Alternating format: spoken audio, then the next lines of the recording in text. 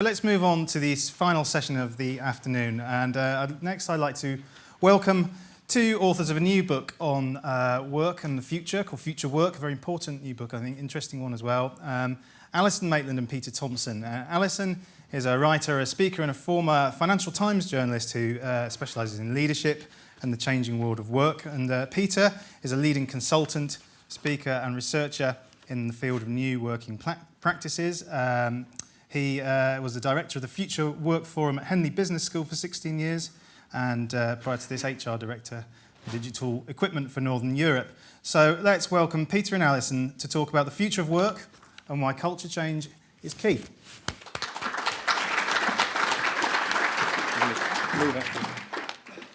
Thanks very much, Graham. And from potatoes to culture change, you're quite a hard act to follow, Matt, and you have been all through the day, actually.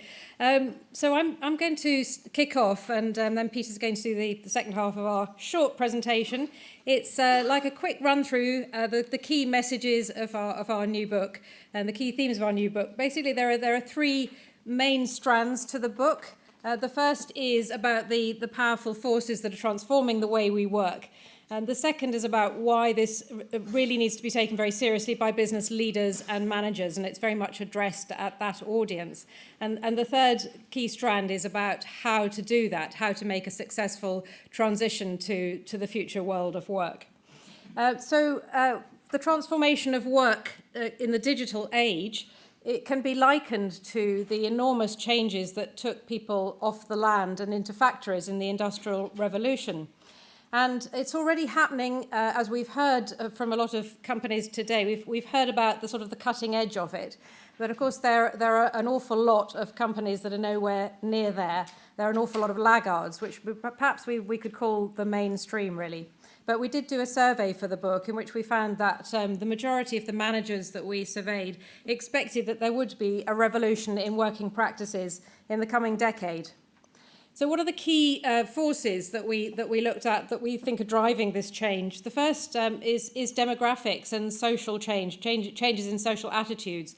So things like the fact that the rise of women in the workplace and the fact that today 6 out of 10 university graduates are female, that women are a majority of the workforce in many organisations and are very nearly at parity in terms of the labour force in many countries. And the corollary of that rise of women in the workplace has been really a change in attitudes amongst men, a much greater desire, particularly amongst younger men, to be active parents and to play a role in family life or to have private lives and have a better sort of integration of their work and their family lives, which we don't think that many organisations have really cottoned onto properly yet. Then what about the little person? The little person represents, of course, generation probably Z now, but anyway, the new generation that's coming into the workforce, that will be in the workforce in coming decades, that really expects to work in a different way from previously and doesn't expect to be stuck in an office all day. Then there's the fact that we are, on average, all living for longer. And we're all going to have the extension of working lives that is needed to sustain pensions and to sustain old age. And that really, all of these forces call for a big change in the way that we think about careers and work. We need a new model for the new majority workforce.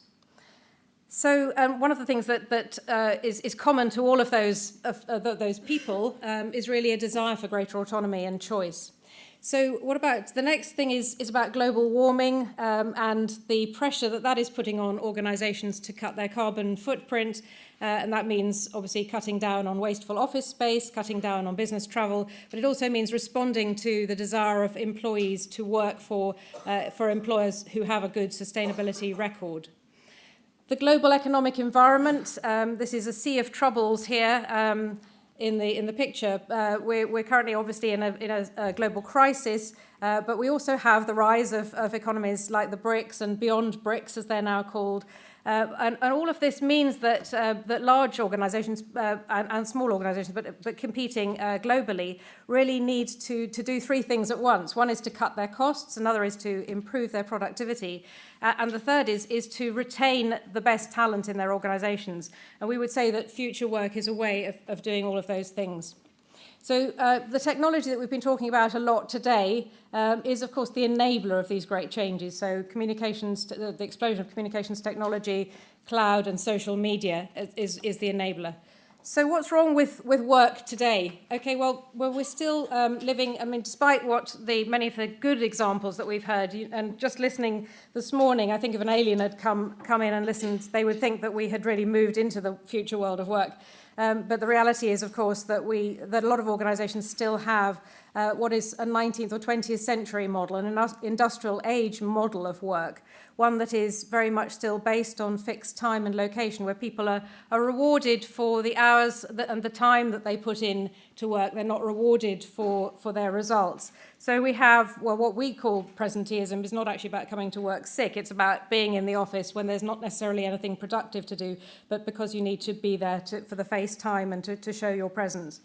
This, of course, leads to wasteful commuting. We've heard a lot about that today, so I won't repeat anything on that, but the fact that we're all travelling in to work and out at the same times. In some organisations, we still have really what you could call a Victorian factory culture, where people are expected to be in the office at 7 o'clock every morning and they can't leave until the boss has left at the end of the day. So you get the jackets on chairs syndrome, and that's still very alive and well. Here it's alive and well in the US. And so much depends on who your line manager is still today. So what we've done is we've pasted the technology onto the old work model, and we've simply had an extension of working hours without actually using the technology to change fundamentally and make more efficient and more people-friendly the way that we work. No wonder then that there is a lot of unhappiness around, a lot of disengagement. A global survey by Blessing White showed that that 1 in 3 people only is fully engaged in their work, and that around 1 in 5 is actually actively disengaged in their work. That means that they're coming to work and only for the paycheck, and there's no discretionary effort, and they would leave if they could. They would leave as soon as they could. Another survey by PricewaterhouseCoopers last year, which looked at UK professionals, and it found that half of those UK professionals would prefer to be working for themselves rather than working for a large organisation. So this is a cartoon from our book, and it's really about why hasn't business kept pace with the changes in technology and with really what makes good sense in terms of motivation. I mean, we've known for more than 50 years, and we've been preached to by the management gurus about what motivates people, and that is really, motivation is about giving people the tools and the objectives and letting them get on with the job, giving them the autonomy to get on with the job. So why hasn't business kept pace with this? We think it's a combination of factors. We interviewed over 60 executives and experts around the world for this book, and we asked a lot of them this question. So it's a combination of things. It's a lack of leadership from the top of organisations. It's about organisational inertia. People were talking about processes this morning, and that's part of the organisational inertia. It's about management fear of losing control of their people, and also about management fear of losing their status, we think. Status which is still currently often defined by your place in a hierarchy. And it's about a poor grasp of the business case. We think that there is still a poor grasp of the broadest sense of the business case. So there's perhaps a focus on one or two aspects, but it's really essential that there should be a business strategy led from the top of the organisation, because actually the attitudes that we've been talking about are really bad for business. It's regressive for business. We asked a lot of the organisations we talked to about what sort of benefits they were seeing. We find that far too few organisations still are actually measuring the full effects, the full benefits that they're seeing, but those that do are seeing a huge range of things. So we've talked about higher productivity today, and there's a report that the government was talking about last week, which was showing that £8 billion could be saved from higher productivity by allowing more public sector workers to telecommute. So clearly that message is beginning to get through. There are the cost savings that we've talked about this morning, but there are other things like extended customer service, better customer service, less risk of business disruption, which is a big issue for a lot of organisations, faster access to markets and the ability by using people in an agile way to get into those markets more quickly in the first place and also to be more responsive to those markets. There's the improved employer reputation that comes from all of this. And of course, all of the benefits through having more motivated employees, those who are prepared to put in the discretionary effort, who are more focused on results and making the business better because they are trusted and they're given autonomy. So a huge number of business benefits. So what is future work? What do we say future work is about? First of all, it's not about conventional flexible working arrangements. It goes beyond conventional flexible working arrangements, which we think only really tinker at the edges of the current work model and don't fundamentally change or challenge that work model. Flexible work arrangements tend to come through HR. They tend to be very much seen as a benefit for employees. That's why they're called arrangements or an accommodation of employees. As a result, quite often, you'll find that line managers actually still regard it as a cost and a disruption, an additional workload for them to have to manage all these different people working on flexible work arrangements in their team. And so there's a bit of resentment there, and there's also a natural fear from a lot of people about asking for flexible working arrangements because they're seen to stick out. If they do so, it's seen still in many organisations as something of a career killer if you because you have to ask for flexible work arrangements. So future work is different from all of this. First of all, it's business-led. It's business-driven. It's about setting people free. It's about giving them that autonomy, giving them the tools, giving them very clear objectives and all the information they need to go and do the job, and then letting them go and do it in the way that works best. So it works best for them, but it also works best for the business. It's for everyone. It treats people as adults and not children. And it assumes that all jobs are flexible and only constrains those jobs based on logical constraints of time and place. So that means that all jobs have some autonomy, can have some autonomy in them, whether it's even if they are rather constrained by time and place.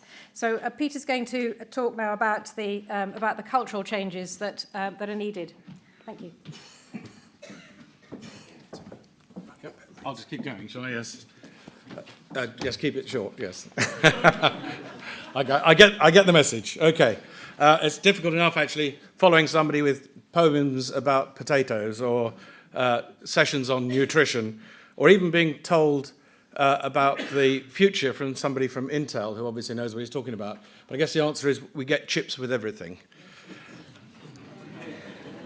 Think about that. So I'm going to chip this one down to a fairly short presentation because we have minus 5 minutes to do it in. Okay.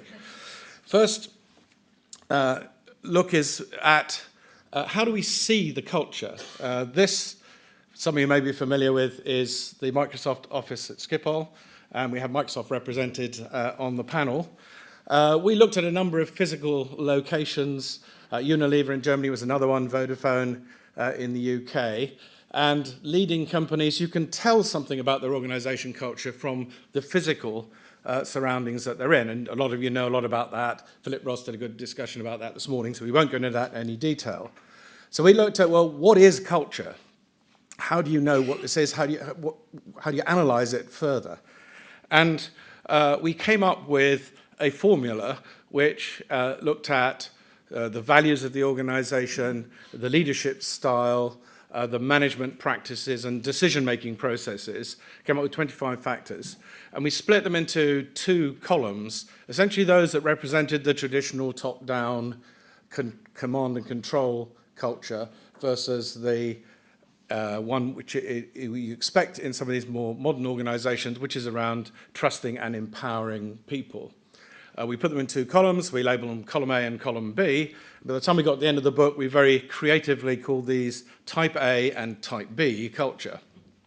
What we did was did a survey of 360 managers, mainly middle managers who were alumni of two key business schools. And asked them what kind of culture is their current organization and what kind of culture would they like to see, what's their ideal culture. And on every one of the 25 factors, they expected it to be more towards type B than their current culture, type A, which shows there's a pent-up demand amongst managers for making this kind of change in culture. We then went to the next stage and said, okay, can we come up with some principles for managers as to how they can work more effectively? After all, we were trying to write a book which was giving good guidance to managers in how to make this happen, not just talk about the phenomenon and the background. We came up with trust being a key principle, so we thought, like any good management book, we should come up with some sort of an acronym. So we started with TRUST, going through that very quickly. The first T is for trusting people, a key part. It's already come up in the examples today of how if you trust people, empower them, treat them like adults, then they act like adults. Treat them like children, and you get what you expect. The RTR is rewarding output. Again, come up in discussions earlier today. If you reward people by output, you don't care when and where they get the job done, as long as you are measuring them by actually getting work done. You understand the business. Again, Alison's made the point about the business benefits already. Too many of these initiatives get driven by HR or maybe by facilities or IT. We're saying this is a whole business benefit. S, start at the top. There's got to be top-down culture. I think we'll hear from some of the examples on the panel how it's taken good leadership from the top to make some of these major culture changes. And finally, T, treat people as individuals and don't try and have a one-size-fits-all culture and organization and working practices in particular. So what is it that is stopping it happening? A lot of it is management incompetence. Simply put, managers haven't been trained in how to manage the virtual workforce. They don't know what to do. They like seeing people close to them. It's lazy management. It's traditional management. It's the way we always used to do things. And a key element of making a success of this is getting managers up to speed. So for you, it's a question of acting now in terms of making a difference in your organizations by implementing this kind of change in working practice, not as a real estate initiative, not as a new IT benefit, not as an HR policy issue, but as an integrated business activity where you get these separate functions together, because in the end, this stuff is good for the bottom line. It's not just good for the individual company as well. It was interesting last week, Eric Pickles, the local government secretary, came up with two figures from a recent report, which was that the country could save £7 billion per annum on real estate costs for the public sector if they just worked more flexibly and consolidated some of that real estate. But they could save £8 billion per annum because of the productivity you would get out of that workforce simply by working differently.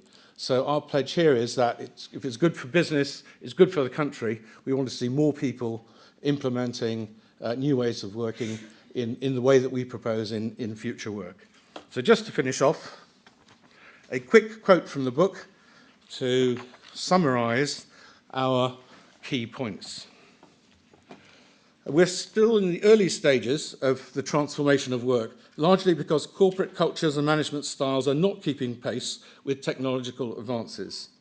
This is why we embarked on the book, to help managers and organizations make the necessary shift to more efficient businesses, better lives, and a healthier earth for the next generation to inherit.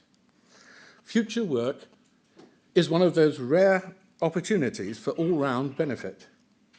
As we've shown through numerous examples in the book, and we'll see from the panel today, it contributes positively to the bottom line while improving the lives of workers and helping to protect our fragile ecosystem.